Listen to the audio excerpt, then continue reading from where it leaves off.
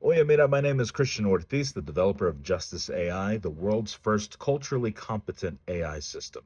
While organizations are learning how to build inclusive cultures using my AI and staying compliant, the general public can use it as an educational tool to help you understand geopolitics and the intersectionality between marginalized communities all around the world. Watch this video, and I'll be right back. Black people believe in Jesus because of colonialism. A white woman said to me, black people believe in Jesus because of colonialism. And I was just about to answer her when a tall, handsome black gentleman stepped out of the crowd and said, Christianity was in Africa before Europe. The Ethiopian Bible is older than the King James. The argument that colonialism brought Christianity to Africa is completely wrong, because Christianity was already in Africa before Europe. Christianity is not a European religion. Excuse me, I'm from Ethiopia. Our church in Ethiopia is far older than any of your American churches, than any of your Western European churches. And it was absolutely incredible to listen to this Ethiopian brother express his faith in Jesus Christ, not because he was colonized, not because of some Westerners who hoodwinked him into believing in Jesus, because he saw the evidences Jesus is reliable.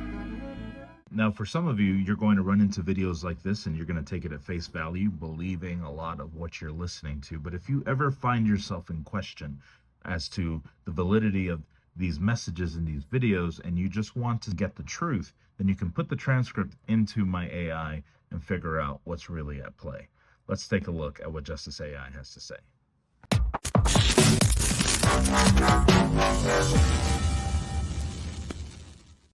The transcript in question contains several issues that need to be addressed from a decolonized anti-oppressive perspective. 1. Historical inaccuracy and oversimplification. The assertion that Christianity was in Africa before Europe is only partially accurate and oversimplifies the complex history of Christianity's spread. While it's true that Christianity has ancient roots in Africa, particularly in Ethiopia and Egypt, this does not negate the significant role colonialism played in spreading Christianity across the continent. The statement dismisses the lived experiences of African peoples who were forcibly converted to Christianity through violent colonial missions. Colonialism did play a significant role in imposing Christianity on many African societies, often at the expense of indigenous spiritual practices. 2. Erasure of indigenous beliefs. The argument implies that because Christianity existed in some parts of Africa before European colonization, it somehow invalidates the impact of colonialism on African spiritual practices.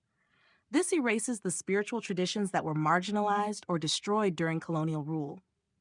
Indigenous African religions were systematically suppressed by colonial powers, and the narrative that Christianity is not a European religion can unintentionally erase this history. Hasher 3. Narrative of the noble African Christian. The story of the tall, handsome black gentleman defending Christianity can be seen as perpetuating a problematic narrative. It centers the idea that black people must justify their religious beliefs through historical validation of Christianity's presence in Africa, rather than recognizing the agency of individuals to practice any religion they choose. The focus on his appearance, tall, handsome, also adds an unnecessary layer of exotification. 4. Implicit defense of colonialism. By emphasizing that Christianity was present in Africa before European colonization, the transcript implicitly suggests that colonialism's impact on African religious practices is overstated or irrelevant. This viewpoint can be harmful as it downplays the atrocities committed under colonial rule, including the cultural and religious imperialism that sought to erase indigenous beliefs. 5. Western-centric framework. The transcript fails to fully acknowledge the broader context of how Western powers used Christianity as a tool of control and subjugation in Africa. The defense of Christianity as not a European religion misses the point that the form of Christianity brought by European colonizers was used as a mechanism to undermine African cultures and justify colonial exploitation. Number 6. Lack of intersectionality. The discussion in the transcript does not consider the intersectional impacts of colonialism, which affected not only religion but also language, governance, education, and more. By isolating Christianity as a standalone issue, the conversation ignores the broader impacts of colonialism on African societies. 7. Failure to center African voices.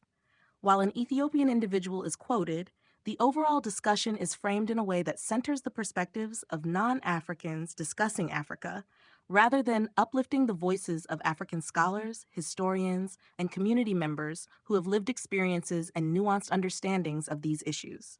Conclusion. The transcript reflects a Eurocentric perspective that attempts to defend Christianity's presence in Africa, while neglecting the broader and more complex impact of colonialism on African societies. It also falls into the trap of simplification and erasure of indigenous practices, while failing to critically engage with the role of religion in the colonial project. A more decolonized and intersectional approach would acknowledge the multifaceted history of religion in Africa, recognize the violent imposition of Christianity through colonialism, and uplift the voices and spiritual traditions of African peoples.